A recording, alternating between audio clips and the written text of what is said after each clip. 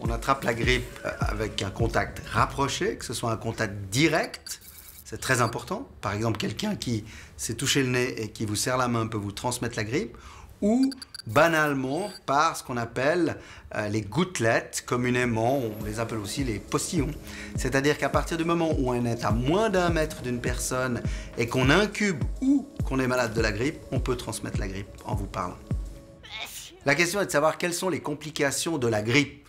Vous pouvez acquérir la grippe en dehors de l'hôpital et avoir une grippe très grave qui fait que vous allez avoir une atteinte du poumon, une atteinte de tous les organes et malheureusement vous pouvez en mourir.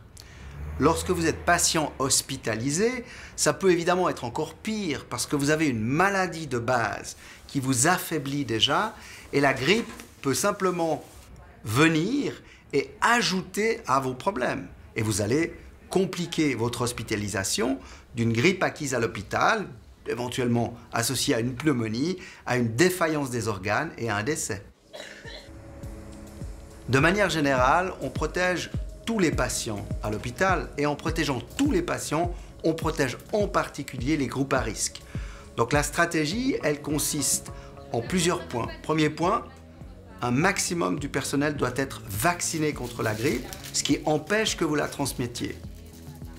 Deuxième point, quand le personnel n'est pas vacciné contre la grippe, on impose le port du masque de soins qui justement évite la transmission de la grippe. Et puis, point essentiel, tout le monde doit avoir une parfaite hygiène des mains au moment des contacts. La démonstration de l'efficacité de l'hygiène des mains, elle date de 1850. On avait déjà compris à la fin du 19e siècle l'importance du rapprochement et de la contagion possible.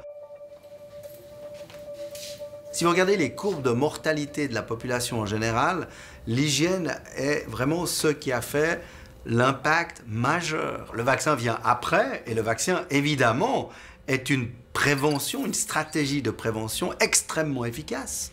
Entre 60 et 80% d'efficacité. Et lui nous permet évidemment de réduire le risque de manière considérable encore.